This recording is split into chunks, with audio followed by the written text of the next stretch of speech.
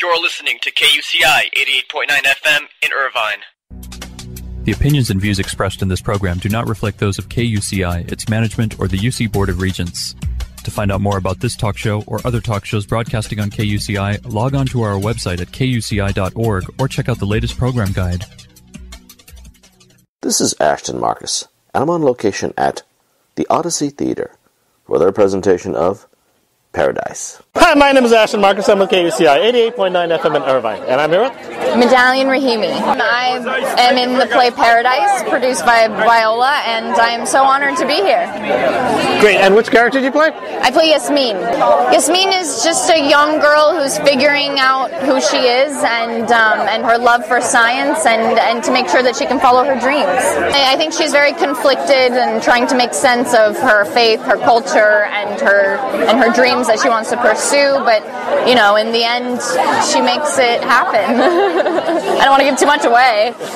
Yeah, if my viewers decide to come by and see this piece, what should they expect to see? You can expect to see lots of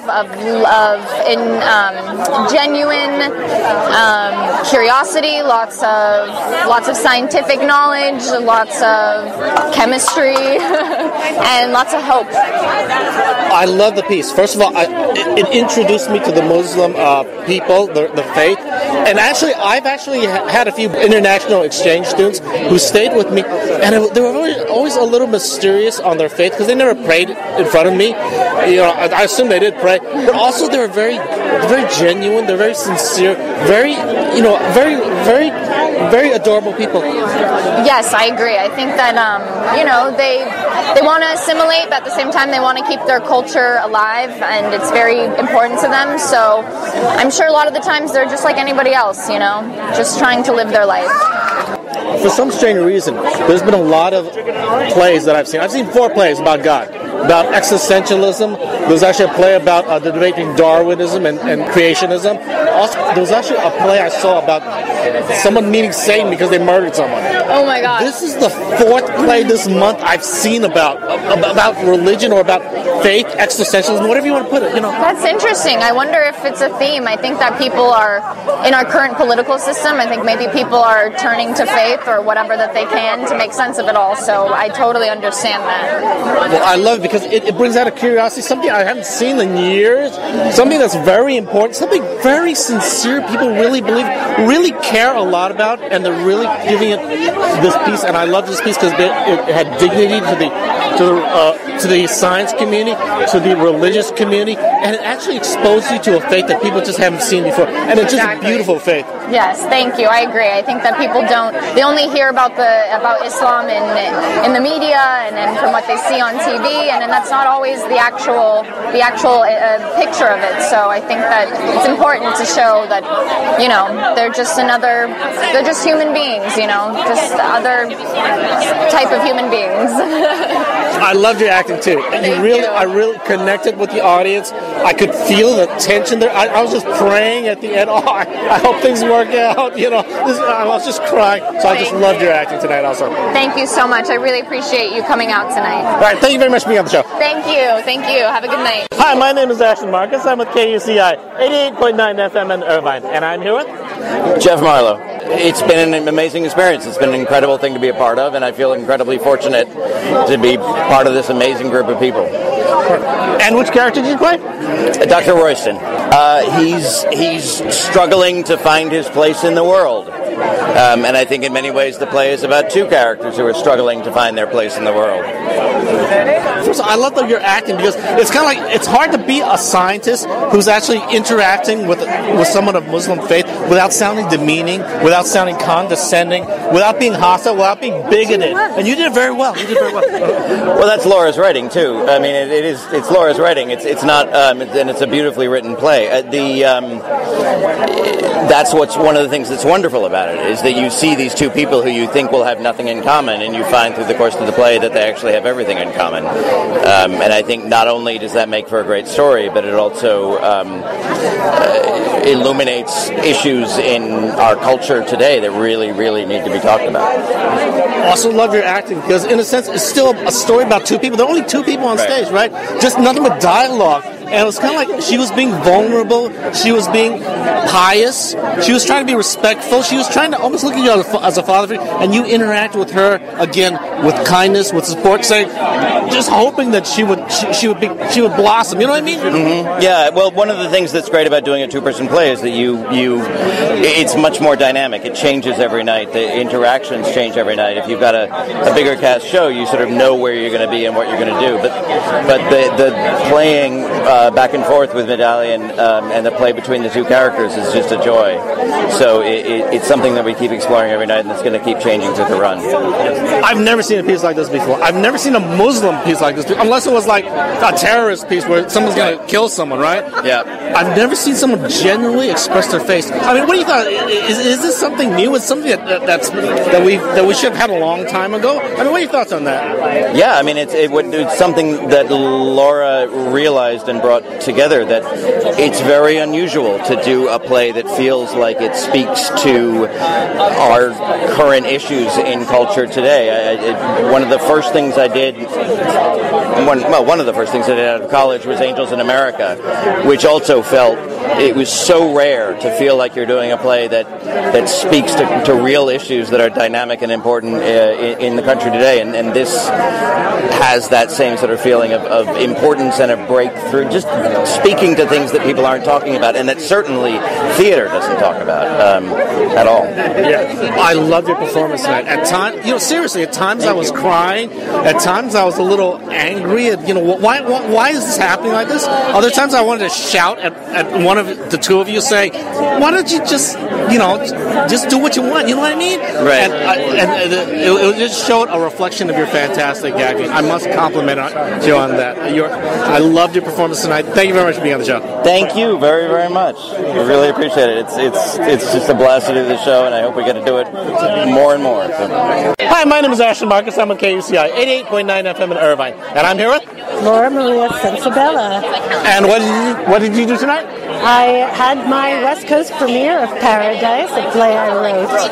Yes. Wonderful play. I thought it was fantastic. Fascinating, too. A question, why did you decide to write this piece? I'm a first-generation immigrant myself, so I know that terrible being torn between your culture and American individualism, and the family that is sacrificed for you versus being an individual. Yeah. It had so much harmony because it had this fine balance where it actually brought out the woman's faith, but also science, and they weren't in conflict. There was a way for them to work things out. I just love the way you wrote that. Thank you. I remember being a student and knowing a psychiatrist, and he felt that science and religion were incompatible, and I kept asking him why. Why? Because I couldn't understand that incompatibility. I also love the fact that you made her such a strong woman. Because when I look at Muslim women, they're not characteristic as being strong. In fact, sometimes in this play, it was like she was saying, someone else make the decision for me. You make a decision for me. I felt like I want to shout out, no, you make the decision. Come on. Yes. And then she grows into consciousness where she not only makes her own decision, but she outgrows him and leaves him. So that beautiful growth of a woman into consciousness is something I'm very interested in. For some strange reason, I've been seeing a lot of plays about God and about metaphysics. Like, I saw a play about existentialism where basically it said God didn't exist. Yes. It's just all existentialism. I saw another play, a debate between creationism and Darwinianism. I saw another play where a man basically faced the devil because he murdered someone. And now I see this piece. What is going on? Are people suddenly asking questions? Has this always been around there? People are just afraid to ask it? What are your thoughts about that? I don't know if it's a cultural trend, because I know I've always been interested in this myself. I love your piece. I thought it was masterful. It was funny. It was intelligent. It was heartwarming, and at the same time, it was just traumatic also. So I just love it. Soul-crushing also. Thank you very much for being on the show. Thank you so much. I'm really grateful. Paradise will be playing at the Odyssey Theater from January 26th to February 17th. For more information, go to www.plays411.com/paradise. This is Ashton Marcus, and I'm on location at Theater 40 for their presentation of Rod Sterling's Stories from the Zone. Hi, my name is Ashton Marcus. I'm with KUCI, 88.9 FM in Irvine, and I'm here with... Oh, hi. I'm Charlie Mount. I'm directing one of the episodes of Stories from the Zone, Rod Sterling's Stories from the Zone. I'm directing Mr. Garrity and the Graves. The other play in the evening is called Will the Real Martian Please Stand Up, being directed by Jeff Rack, my partner in our little company. It's called Arcane Theater Works, and we're doing this in association with Theater 40 here in Beverly Hills.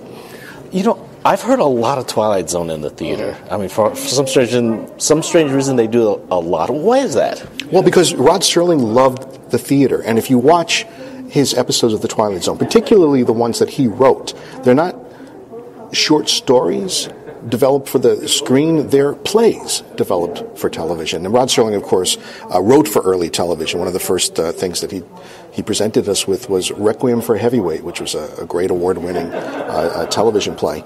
And so I think there's an innate theatricality to his writing that really translates very well to the stage. We had a lot of fun. We're not recreating a television episode here, although we certainly are acknowledging that they're television episodes. We play around with that a little bit, but we also are interpreting a playwright's play is what we're doing. We're reimagining them a little bit and having a lot of fun with them. The writing is so good; it's very theatrical. I think that's why a lot of people enjoy doing them. Well, I really enjoyed myself tonight. First of all, I've actually seen some episodes of The Twilight Zone, but it was such a long time ago that I kind of don't remember it that well. But basically, I did enjoy the actors and the way they presented, because in a sense it is a bit of a throwback to the 50s. Yes, we noticed that with the audience, that they are at once enjoying something of the campiness that is inherent in watching something that is 40, 50, 60 years old, but at the same time completely being drawn into it, because we embrace the style of the Twilight Zone. We don't update it. We don't apologize for it. We completely embrace it, and the audience comes along with us for the ride. And I think they really dig how fun and old retro sci-fi it is, and also the writing is so sharp and distinct and clear, and I think people really respond to it very nicely in just the way you describe it. It's fun, but it's also sort of a throwback. There's a nostalgia element to it. As a director, one of your hardest jobs, I think 80% of your job is actually casting. What do you look for in casting? In casting, we always look... I tell you the truth, for me as a director, I want people who want to be there.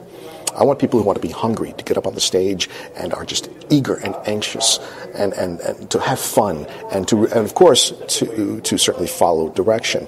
You want people who are going to be that flexible, who can really take a direction and go with it and then turn it into their own thing. What a director always says, take the direction, take your technique, and then opening night, throw it all away and have fun with it and be yourself. So I look for, when I cast, something behind the eyes, something alive, something that I can reach into that actor and pull something out of him and exploit that on the stage. So, I look for life. Okay. Well, I really enjoyed myself tonight. I enjoyed the acting and the direction. Thank you very much for being on the show. Yeah, thank you so much. Thank you for coming. Appreciate it. Hi, my name is Ashton Marcus. I'm with KUCI, 88.9 FM in Irvine. And I'm here with... I'm Richard Large. I'm playing Garrity and Olmsted. Garrity is a lot of fun to do, playing the flim-flam man, bilking the rubes, a lot of fun. Big, larger-than-life stuff, so it's fun to do. Olmsted is, more just a working guy who gets caught in an odd situation. Yeah, well, I really like the characters you played, because, you really kind of twisted the audience around your fingers a little bit. You kind of played with the words a little bit. You know what I mean? You just put a lot of life in your characters. Oh, well, thank you. It's a joy. It's a joy to play good parts. It's just, that's it. That's what I love about this. The words are good. You'll look good. If my viewers decide to come out and see this piece, what should they expect to see? I think it's just an entertaining Twilight Zone episodes. I mean, it's a brand name, and it's wonderful stuff, and it holds up beautifully today. Even after 50 years, it still works. That's really interesting. I've seen a lot of Twilight Zone. The theaters have done a lot of Twilight Zone. Mm-hmm. Why is that anyway? Well, because they're beautiful writing. I mean, Rod Serling was pretty darn close to a genius if he wasn't one. So the stuff is very actable. It's real, so it's easy to play too as an actor, and that's You can't ask for more than that.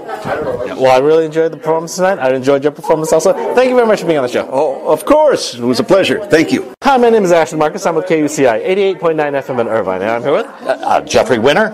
Happy to be talking to you. I'm a senior member. I've been a member of Theater 40 since 1977. So I've trod the boards quite a lot here. And what's really interesting is I watched the episodes of Twilight Zone before we went into rehearsal. The part I play, Ross, in Will the Real Martian Please Stand Up, was done on the show by John Hoyt, who was one of the original founding members of Theater 40. I used to see him at general meetings back in the late 70s, so I feel like I'm carrying the torch, so that was a great honor. Well, what's your take on the character? I mean, every actor is different, right? So what's your take on the character? Take on the character? I think he had it all planned out beforehand. He knew how to dress. He knew the mannerisms. He had all of his excuses down. I think what it was also being a very intelligent creature. He was calling everybody's bluff because he's the one that's always saying, well, let's show our identification. I've got to be in Boston. So it throws the scent off of his trail. And the same thing with audiences. I've had people come and go, see, I didn't think it was you because you were so adamant about it. Yeah. Well, basically, there's always a twist in the Twilight Zone. I'm not going to give away the ending. And it was a very interesting because he wasn't as smart as he thought he was. Exactly. He was outfoxed. Absolutely. That's the fun of the ending. A lot of theaters have done Twilight Zone. Yes. Why is that anyway? Because it has a huge following. I grew up with the Twilight Zone. Will the Real Martian Please Stand Up? I was in 6th grade in elementary school when it was shown originally. So it's been a part of my life. It's a part of many people's lives. I'm on the Facebook group page, the Twilight Zone page on Facebook. Thousands of people, and it's just an iconic series, and people love it. That's why. Yeah, I agree because a lot of people think what was the best TV series that has ever been around. Some people say Star Trek. Yes. Some people say I Love Lucy. But I personally feel it was Twilight Zone. I absolutely agree with you. It is a timeless show. It was so ahead of its time, and Serling's themes are timeless as well. I mean, he touches all of the bases of subjects that are relevant today. Well, I really enjoyed myself tonight. I really enjoyed your performance also. Thank you very much for being on the show. Thank you very much. Bye-bye. Hi, my name is Ashton Marcus. I'm with KUCI 88.9 FM in Irvine. And I'm here with... Hi there, I'm Yancey Dunham. Yeah, so it's my first time at Theater 40. I'm playing Townsman Gooberman and police officer Paget. Well, it's been fun to be able to switch gears and sort of the energy of a drunk townsman to flip the enter mission and go to a police officer. It's just a fun sort of acting workout for me to be able to just stretch like that, just to have the energy so different, and your center so different. It's a nice acting workout. I agree. I really like the characters you did because they were kind of character actors. You kind of gave a body, a voice to each different one of them. So I really like the way you played them. Oh, thank you. I appreciate that. I collaborated with director Charlie Mount on that. He helped me sort of gauge, how much intoxication, how much, physicality that I need to play, but yet still be heard, understood. So it was a balance to be able to have that physicality and also not be completely sloppy drunk, So. If my viewers decide to come by and see these pieces, what should they expect to see? Well, you expect to see really fine acting. This is a really fine ensemble. There's not one weak link among us, and it's pretty. It's an example, I think, of the episodes of Rod Serling. I think people that were in those episodes were high quality. Everybody wanted to be on those in those days, and you can see stars guest starring all the time on those old shows. And it's a real gem here to be involved with it, and just to be 1 degree away from Mr. Serling. I've seen a lot of theaters do Twilight Zone, a lot of them. Why is that anyway? How come they're doing it so much? I just think it's popular. Right now, you'll catch them on TV at 11 o'clock at night, and I just think there's a lot of, especially the Gen X and the baby boomer generations. We have a real soft spot for this show, just because it's iconic. And I just jumped at the opportunity to be involved with it. Jeff Rack had talked to me about being involved with it probably 5 years ago or so, or even more. So it's been in the hopper for a long time, and I just was happy to get the call and rock and roll. Well, I really enjoyed the performance. I enjoyed your performance tonight, too. Thank you very much for being on the show. Thank you. Hi, my name is Ashley Marcus. I'm with KUCI 88.9 FM in Irvine, and I'm here with Bree Parcell. I've been acting in LA for 8 years, but I've been doing theater all my life, ever since I can remember. I actually do more film than theater, but this has been so much fun to be a part of this group. I love this community, Theater 40. I'm just being introduced to everyone right now here, and it's been such a pleasure to work with everyone. So yeah, it's been fun. And which characters do you play? I play Ethel McConnell, and then I also play Mrs. Bonebrick. Ethel McConnell's really fun because she's a dancer, and it's like in the 1950s. She's very independent, which is unusual for women in the 1950s. But I love playing that independence up. But also, she definitely uses her sexuality a little bit, and she loves men. She just loves men, and that's really fun to play with too. Mrs. Bonebrick, she had a very hard time with her father-in-law, and he did some awful stuff to her, and so that's been interesting to play. I kind of have my own take on that I don't necessarily really want to go into. If my viewers decide to come by and see this piece, what should they expect to see? They should expect to see something just very fun. It's one of those you're going to come and you're going to laugh a lot. So, Okay, well, I really enjoyed myself tonight. I enjoyed your performance also. Thank you very much for being on the show. Thanks so much. Hi, my name is Ashley Marcus. I'm with KUCI 88.9 FM in Irvine. And I'm here with Philip Sokolov. Well, it's a fabulous show. Rod Serling's Tales from the Zone. It's two classic episodes from his beloved TV series, live on stage with 12 wonderful actors. And we're having a blast. One of them is Mr. Garrity in the Graves, and that's about a con man in 1890s Arizona. And the other one is Will the Real Martian Please Stand Up, about a potential Martian invasion in New England in 1961. So, great, and which characters do you play? In Will the Real Martian Please Stand Up, I play this crazy old coot. And in Mr. Garrity in the Graves, I play the sheriff of the town. I'm sort of like the Barney Fife of frontier sheriffs.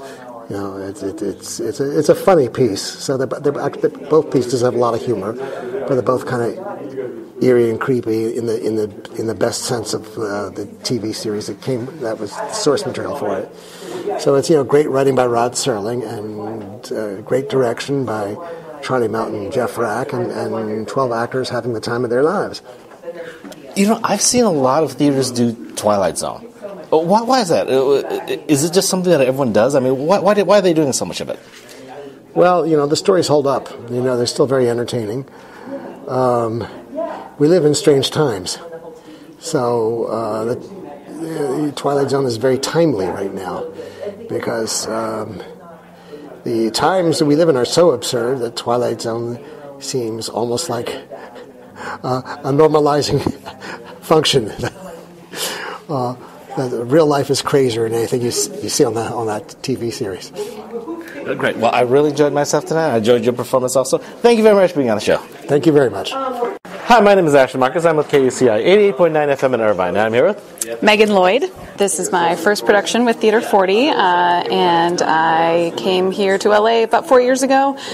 Do comedy, came by way of Chicago. We did a lot of sketch and improv there and music. But like I said, new member of the company here, and this is my first production with Theater 40. Great. And which characters do you play? I play Miss Kramer in The Garrity Show, and I play Connie Prince in Martians. They're both, I think of them both, they're different, but both have kind of frantic energy, both very nervous and high-strung. And Garrity, my character, is single, and she alludes to the fact that her brother used to, he's the one that she doesn't want to come back from the dead. So it's kind of playing with that fear has been fun, but also it's a Western and it's kind of silly, so it's just been a lot of fun to explore that. And then in Martians, Connie is married, a young couple, and I like to think of this as maybe one of their first trips away together, and then they're faced with this totally terrifying supernatural challenge. But so trying to find her comfort in her husband, but also stay grounded and watching her kind of fly off the handle, or playing with her flying off the handle has been a lot of fun. Great. If my viewers decide to come by and see this piece, what should they expect to see? You know, the Twilight Zone is so beloved, but I think there's something really fun when you see it on the stage. You know, people have their notions of what it looks like on screen, and I think it just kind of takes it and elevates it a little bit. A lot more comedy to it that you don't get from watching the TV show. But I would say if you love the TV show, it's certainly great fun to come out and expect a little more comedy. Okay, well, I really enjoyed myself tonight, and I enjoyed your performance also. Thank you very much for being on the show. Thank you so much for being here. Hi, my name is Ashton Marcus. I'm with KUCI 88.9 FM in Irvine, and I'm here with... I'm Brian Pope. You know, this is my second time doing a Twilight Zone show. I did it back in Theater West in 2007, so it's fun to be back on stage, you know, saying Rod Serling's words, and, you know, it's just a great time. Great. And which character do you play? I play, in Garrity, I play the driver / ace, and in Martians, I play Officer Perry. Oh, great. And what's your take on those characters? My take on the characters? Well, Percy is kind of a UFO skeptic, so by the end of the play, I don't think he really believes in it, and, you know, it's his potential downfall. If my viewers decide to come by and see this piece, what should they expect to see? Well, they should expect to see some pretty flashy graphics. Jeff Rack, who is the designer, he always gives a lot of bang for your buck, I think. That's what you should expect. Well, I really enjoyed myself tonight. It was really a good night of theater where you basically kept the characters alive and you engaged in the audience and all that. And actually, I've seen some Twilight Zones, but I don't remember all of them. So this is actually a good refresher for me. Yeah, absolutely. I mean, I haven't even watched these two, so I'm just going. You know, I'm just winging it. Okay. Well, I really enjoyed myself tonight. I enjoyed your performance also. Thank you very much for being on the show. Thank you very much. Hi, my name is Ashton Marcus. I'm with KUCI 88.9 FM in Irvine, and I'm here with. Hi, I'm Harry Herman. I'm really delighted to be in this cast, and it seems like basically I'm playing myself. I don't even disguise my being a New Yorker or anything, and I feel like I'm upstate New York, and this incident is happening to me, and I'm playing with my wife, and it's been a great experience. Great, and which characters do you play? I play Peter Kramer and Cody Cash in the Western, the old grizzled guy, and actually I am the oldest person in the cast. I just turned 80 years old. And I'm delighted to be on stage. Great. And if my viewers decide to come by and see this piece, what should they expect to see? Oh, I think they could see something that's really clean and fast and just a lot of fun and a little bit thought-provoking if they think about it. Well, I really enjoyed myself. I enjoyed your performance also. Thank you very much for being on the show. Thank you for coming. Thank you very much. Hi, my name is Ashton Marcus. I'm with KUCI 88.9 FM in Irvine. I'm here with Mark Bate. Hi, everybody. Come see the show. Great, and which characters do you play? I'm playing several, actually, and some of them I can't mention. Well, what's your take on your characters? I mean, what are they like? They're short, sweet, and present. You know, I've seen a lot of theaters do Rod Serling and The Twilight Zone. Why is that anyway? How come everyone's just doing it? Well, they're classics. Who wouldn't want to do it? Who wouldn't want to see it? In fact, come out and see it. Great, okay. Well, I really enjoyed myself tonight. I enjoyed your performance, too. Thank you very much for being on the show. Excellent. Thank you very much. Rod Serling's Stories from the Zone will be playing at Theater 40 from January 21st to February 17th.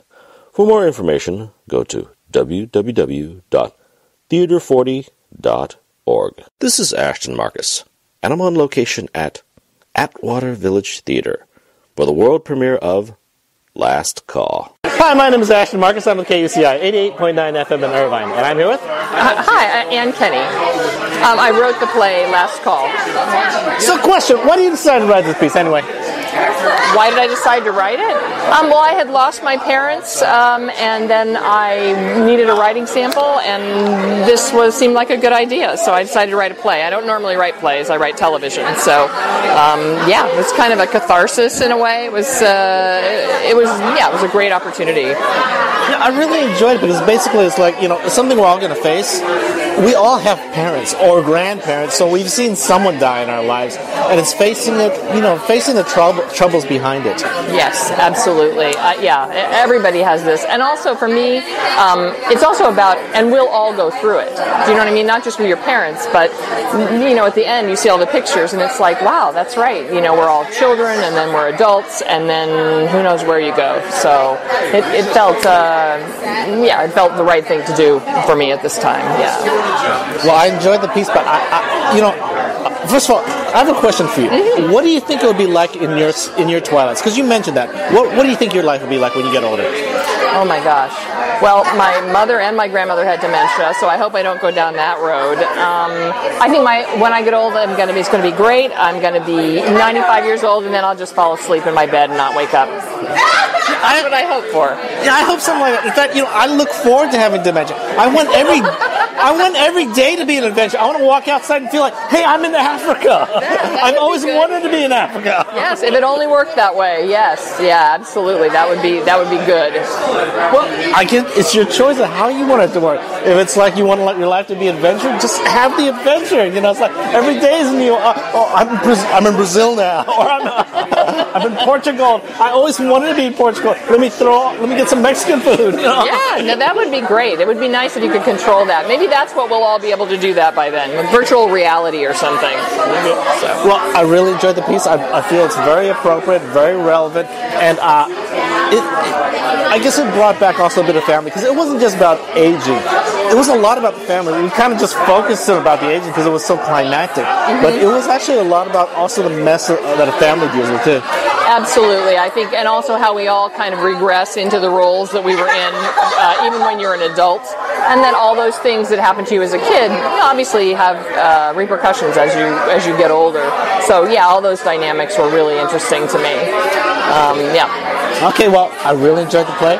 Thank you very much for being on the show. All right, thank you so much for talking to me. I appreciate it, and thanks for coming. Hi, my name is Ashley Marcus. I'm with KUCI 88.9 FM in Irvine, and I'm here with Laura Richardson. Well, this is opening night, and it's always very stressful, but I'm glad it's over, and I brought my own bottle of champagne. Great, and which character did you play tonight? I played Jill.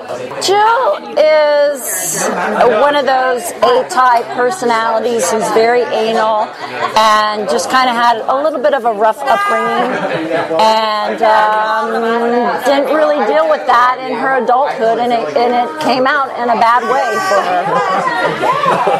So if my viewers decide to come by and see this piece, what should they expect to see? Laughs and a family and relatable, like your own life, probably see yourself up there. I thought basically it covered the sunset of a person's life. I've seen pieces like this before, and again, this one, how would I describe it? This one was one about, I guess, dealing with dementia, dealing with the problems of age and all that. And I guess, how would you describe it? A family, all the things, life, like all the things we all go through. You can't get through this life without tragedy and surprises and your parents aging, and it's a big slice of life. I've always wondered about this. Everyone's going to die, so everyone has their own perspective of how they'll be like when they age. What's your perspective? What do you think's going to happen to you? Oh my God! I just hope it's quick, whatever it is. I actually look forward to. I'm an optimist. Yeah. I look forward to forgetting the things I want to forget about and only remember things I want to remember. I want dementia because this way every day I'll have an adventure. I'll feel like I'm in Africa. That's true. That's true. I just don't want to be in pain. So anything that's not painful. Okay. Well, I love the performance tonight again. It was very poignant. It dealt with, I guess, things we have to do with our parents and with ourselves and all that. Real slice of life that you really have to face, and which some people are kind of like in denial of. They're thinking, they'll just never die. I know. It's funny because today I was actually thinking about it. I'm like, oh my God, I'm going to die one day.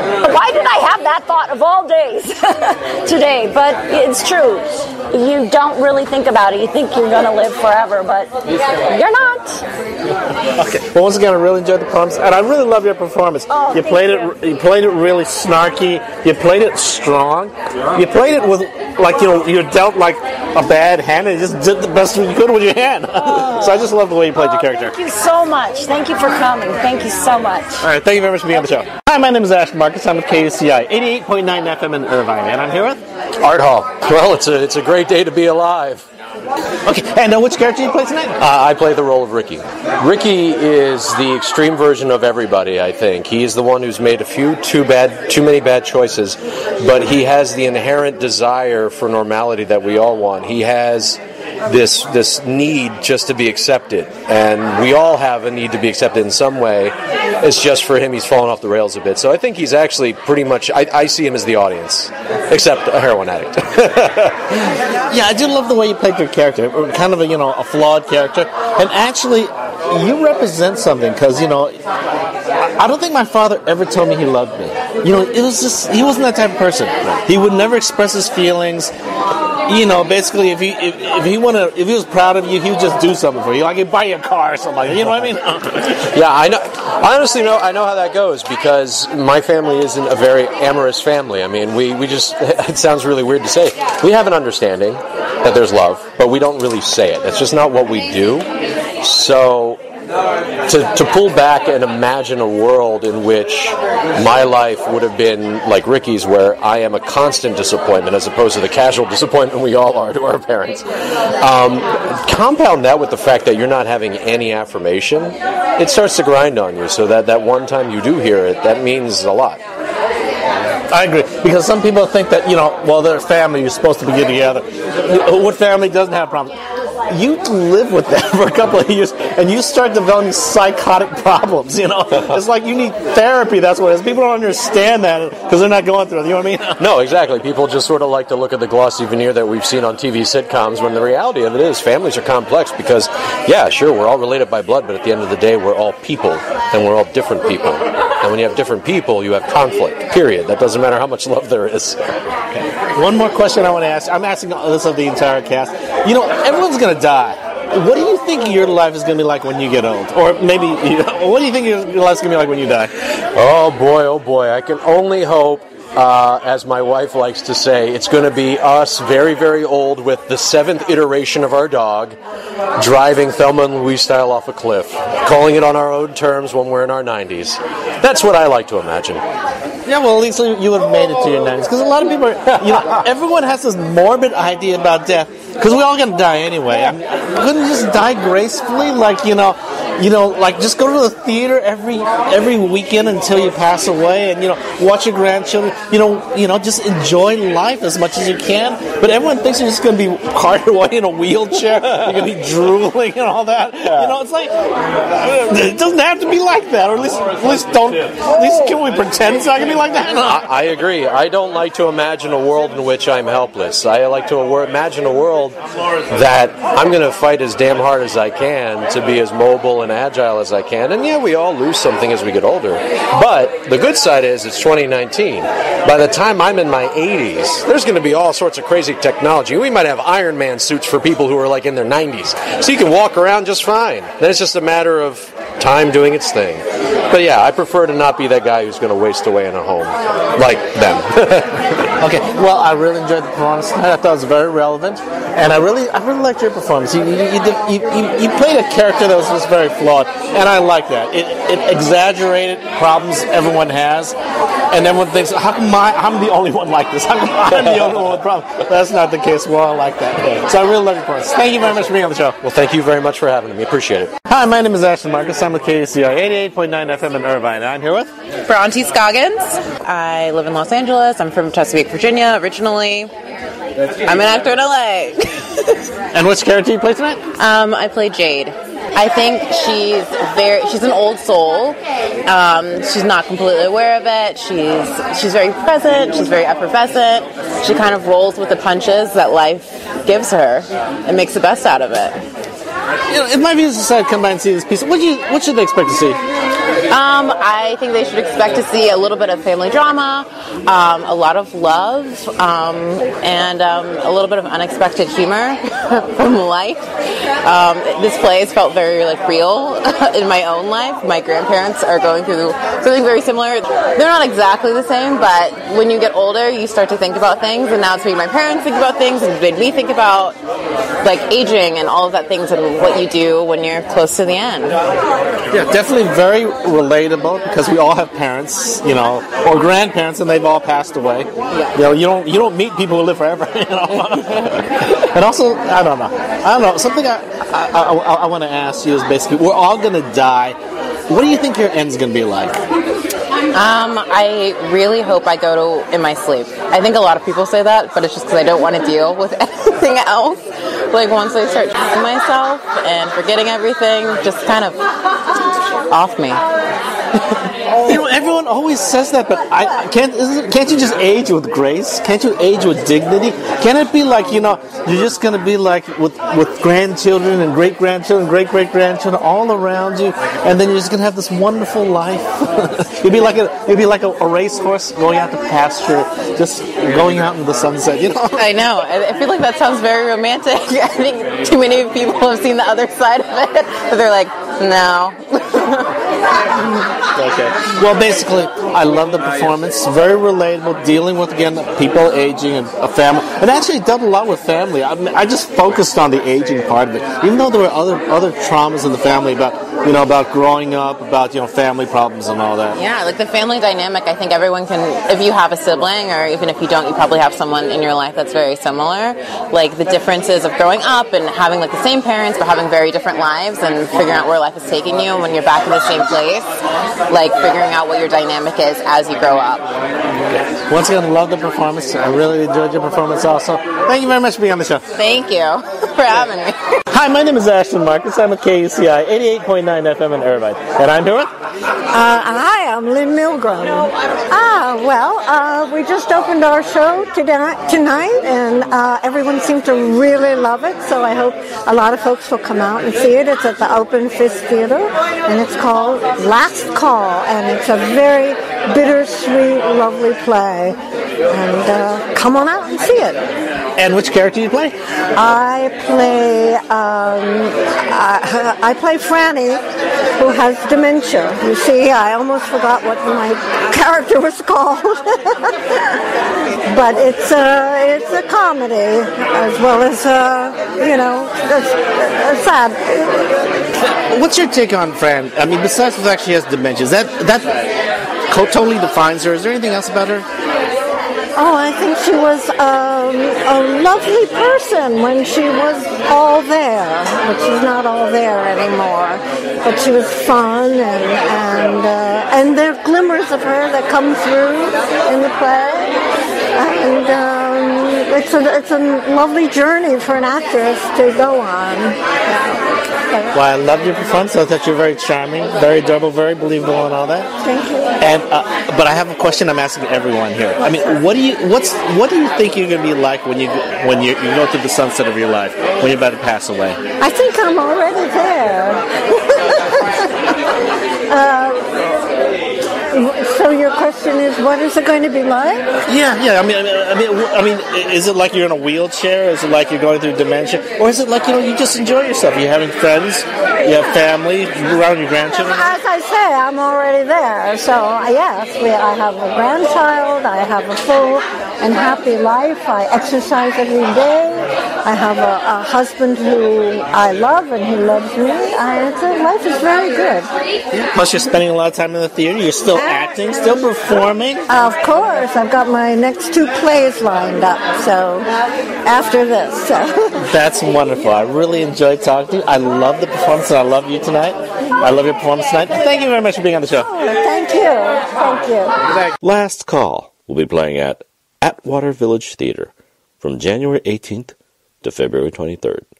For more information, go to www.openfist.org. This is Ashton Marcus, and I'm on location at the Matrix Theater for their presentation of 2 Trains Running. Hi, Hi, my name is Ashton Marcus. I'm with KUCI 88.9 FM in Irvine, and I'm here with Dorian Missick. Please come see Two Trains Running at the Matrix Theater. I play the role of Sterling, and it's an incredible piece. Sterling is representative of a person who, wants more in life, doesn't know how to go about getting it. And that happens to a lot of young men, and so I like to be able to have opportunity to honor that guy. I loved your character because you know how nowadays everyone's talking about anti-heroes. Like Breaking Bad. Where basically it's almost like a villain, or back in the old days of Shakespeare. Black theater's always been like that. They've always had these kind of dark characters, ever since Porky and Bess, where the drug dealer was actually kind of central around. Well, they've always had these anti-characters. They always done it very well. I liked your character also that way. Oh, well, thank you. Well, I think that's oftentimes speaks to the black experience. Oftentimes in America we're not given the opportunity to walk the straight and narrow and be as successful, so you have to make other ways. So what would be considered an anti-hero in one community is considered a hero's hero in our community. Also, like the way it talked about the African American experience, because it not only talked about slavery, it talked about a lot of deep political, philosophical issues about the black social environment, about black politics, about black history and all that. It did it very, very well. Yeah, well, thanks. Yeah, I think this is where August Wilson brings that out of us. He speaks so clearly to our experience, and what I love about him is that it's a universal experience, that when people get an opportunity to sit in a theater and watch us live our lives, they can realize that they can see themselves in that, no matter what your background is. So I think it's very important. It brings people together. I agree. It's universal. In a sense, it's like you don't have to be English to watch Shakespeare. You know what I mean? Exactly. It's a perfect example. Yeah, so you don't have to be black, but you enjoy the black experience. You enjoy the history. You enjoy the rich culture, the brotherhood sometimes. You know what I mean? Right. It's the human experience. It's just from this specific community. Just like what you said with Shakespeare, we connect to Shakespeare so much because it expresses the human experience, even if they are English. And so I think August is one of those writers who does that as well. Once again, I loved your experience. I thought he was a little smarmy little guy. He was exciting. He was like growing up and is experiencing life, doing the best he could in a really bad situation. You know what they talk about, the guy with the broken hand? It's not being born with a great hand. It's actually what you do with the hand. Right. If you're born with a bad hand, what are you going to do with it? You can still win. You know what I mean? Yeah, that's exactly what he said. He said, look, I was born with luck, but they didn't say what kind of luck. Thought it was bad luck, but he made the most of it. Once again, loved your performance. Thank you very much for being on the show. Appreciate it so much. Thanks for having me. Hi, my name is Ashton Marcus. I'm with KUCI 88.9 FM in Irvine, and I'm here with... I'm doing great. This is Adolphus Ward you're talking to. I play Hollywood. And he is an amazing character, as I am an amazing person. So we kind of gel together, and now it's Sophina putting this together, making it possible. And with the cast, when I sat down for a table read, met the cast to be, I said, yes, I'll do this anytime in the world. So that's how I got to this production. But it's it's been an experience that I would never have passed up on India. I love August Wilson, love it. So when you talk about sitting down, standing up, walking around or running, doing August Wilson, you can't help but be imbued with the best spirit in the world. And which character do you play again? I play Hollywood. He is the kind of guy, Holloway. I said Hollywood. That's because I'm stuck in Hollywood. Stuck? No, don't take it that way. His Holloway is his name, not Hollywood, although the two are very close. What's the take on him is he's a teller of story, both past and present, but he's also a very gifted and creative person, so he tells a story, imbuing it with laughter and humor and just having fun telling the story. So whatever the story is, he then gives it the kind of spin, if you will, the kind of ornament that makes it interesting. And I have that same kind of personality as Adolphus, so he and I are the same spirit. We're cut out of the same cloth. I agree, because a lot of African Americans in the old days couldn't read. All they had was oral tradition. They couldn't go to school. people like Holloway would go around and tell them, this is how it happened. And that was your character. They talked about slavery. They talked about, the white man. They talked about persecution. Talked about all that stuff very eloquently. Well, it seems to me that the only way we can tell our story is to do it eloquently. The weeping and moaning is only a part of it. To end that whole fiasco, that whole torturous experience is also humor. There's also laughter. There's also love.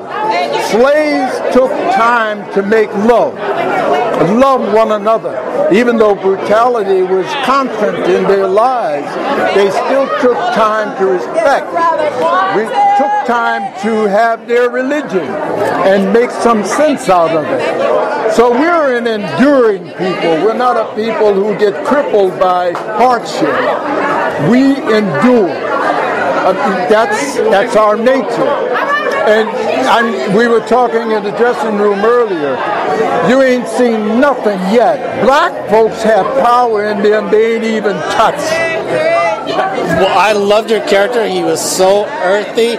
He was such a black experience. I loved it. I love the performance also. Thank you very much for being on the show. Thank you for having and coming out. Yeah, thank you for this interview. Thank you so much. Hi, my name is Ashton Marcus. I'm with KUCI 88.9 FM in Irvine, and I'm here with Ellis Williams. I play Hambone in the show. This is excellent, man. It is such an honor to be doing August Wilson's work. This is like my third time working on his plays. I think this man's work is so stellar. I think it's a great testament for the African American community, the world at large. I thank him for Black History Month. I thank everybody for coming out tonight. What an incredible performance these guys did tonight, and we're just having a good time. So thank you for having us on the radio. This radio. And which character do you play again? I play Hambone. I want my ham. You gonna give me my ham? I think Hambone is the everyman character. It's in every community. It crosses all the lines, white, black. He is the everyman. The things that happen to people in this country, whether they're homeless, whether they're rich, whether they're poor, I think we have to start learning how to love one another. I think Hambone inspires that in this play. I think his presence on stage, everybody thinks that he's just this babbling fool, but he's not. He has a heart. He has a love for people. But he sets out to get this one thing after 9.5 years. He comes day in and day out. Even when this guy Lutz is not open, he's looking for his ham. And that's the goal. Yeah, I agree, because basically Hambone didn't say anything intellectual. He didn't appeal to your intelligence. He always appealed to your heart. Yeah. What he said was it was just all emotion. And that means a lot. Yes, he is a very emotional guy. And I think that Hambone is the thread that drives this play, because everybody's piggybacking off of what he's going through and equating that, I believe, to their lives. How does this Hambone character affect Risa? How does he affect Sterling? Sterling wants to befriend him. Sterling wants him to get his ham. He's trying to teach him things. Memphis doesn't want him in his shop, but he allows him in there because of Risa. Risa is the social worker, so to speak. You got West. I don't interact with West. I have a pretty much a community relationship with Holloway. And I see Wolf in passing. So he's in the neighborhood. That's what makes him every man, because they see him day in and day out, and they see his struggle and how he fights daily for what he believes in. Well, I love your performance. I love the performance tonight, too. It's very rich. It was very African-American, because, again, it's an experience not a whole lot of people get, but it's a very lovely form of theater. Thank you. I'm glad you came. What a wonderful audience. We're open, everybody. Come see us. We're at the Matrix Theater on Melrose Avenue in Los Angeles. Please come out. Thank you once again for being on the show. Thank you. Hi, my name is Ashton Marcus. I'm with KUCI 88.9 FM in Irvine. And I'm here with Monte Russell. I play Memphis. I mean, he went through a bad situation in his past that is starting to re-arise in the present, and he's like, I can't take a loss the second time. So that's fueling him throughout the play. You know, I'm not taking a loss the second time. I'm going to win. No more draws. So it's a guy that's like do or die. He's in a do or die situation. And so that's Memphis. I love your character. He's kind of like a modern day Booker T. Washington. You know, basically it's like he finds his way to work in the community, his way of succeeding. It's not easy. He still has to face racism like anyone else, but he finds the way to do it. Yeah. Wow. I mean, I didn't see the link, but I do see it now that you say it, because actually I'm writing a piece about Booker T. Washington. So I've been doing a lot of research for him, and I think I asked the director at some point, is Memphis a black conservative? Because if that is the case, then that puts him in a Booker sphere, because Booker was conservative not in a political way, but in a hard-working, pull yourself up by the bootstrap kind of way. Farming is very important kind of way. So yeah, I can see the remnants of the echoes of Booker T's philosophies on Memphis. I think there's a place in community for people who are, hardworking, who are conservative, and also there's a place for radicals too. I mean, they're needed in society. So I think your character just filled the entire, just filled it out. Basically, it had to fill all the colors. It was a very important color in the African American community. Yeah, absolutely. Because like I said, it was working on this character. It was not easy. I don't feel like I really got him until tonight. I mean, there's been a lot of nights I've been not sleeping and not feeling well and not feeling good. And but sometimes you just got to trust your work, trust yourself, and let it rip. Particularly opening night. You better do it opening night.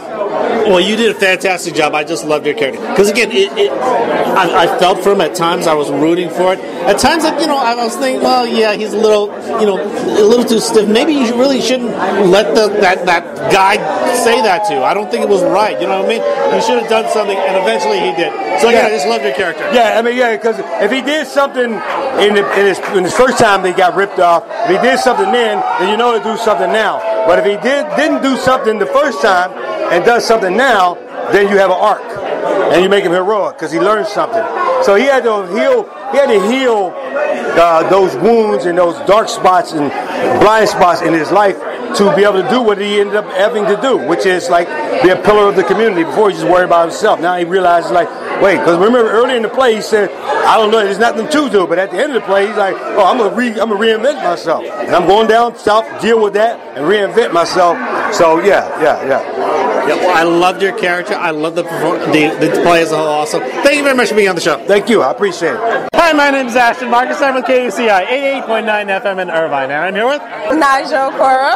I just want to say it is such an honor to do this work, and I'm so grateful to be here and be playing Risa with this amazing cast. Risa is a very complicated, mysterious woman who has a lot of past trauma that she doesn't fully express, and the way she does it is by cutting up her legs. And so that's her way of sort of building a protection around her. So she basically wears her inner scars. What does this say as an African American woman? Because again, I understand a lot has been said about African American men's experience, but what is it the African woman's experience about this play? Well, the thing I think about Risa, which I feel like African American women do, is she holds up the men. Like, she holds a space for men to be their most authentic selves. And I feel like they say the black woman is the mule of the world, holding everyone on her shoulders. And I feel like Risa does that. She's every woman. August Wilson said she is every woman. And I think that she does that. She holds the space for them to be their fullest selves. And she creates an environment where they can laugh, cry, be silly, and she holds it energetically for them, if that makes any sense. And I think that's what black women do in this country. We have to hold that space for our men to be their fullest selves. This is a story about anti-heroes. Like in Breaking Bad, or even parts of Shakespeare, like Richard III. Mm-hmm. The men are very flawed. They all have problems. Sometimes they do criminal things. But your character, she didn't do anything. She was actually almost like the mother of the cat. She was like a saint. You know what I mean? Yeah. Yes. I mean, Risa's not all. I mean, no one is all one thing, but and I think Risa doesn't talk about the things that she's been through that, I feel like she can connect with people like Sterling, who, robs a bank and he has his own so-called dirt in his past. I think Risa has some dirt in her past. She just doesn't talk about it. She doesn't acknowledge it. So she may come off as saintly, but I think she comes with a whole world with her. I love the performance tonight. I love your performance also. Thank you very much for being on the show. Oh, thank you so much for having me. I really appreciate it. Thank you. 2 Trains Running will be playing at the Matrix Theater from February 2nd to March 2nd. For more information, go to www.matrixtheater.com.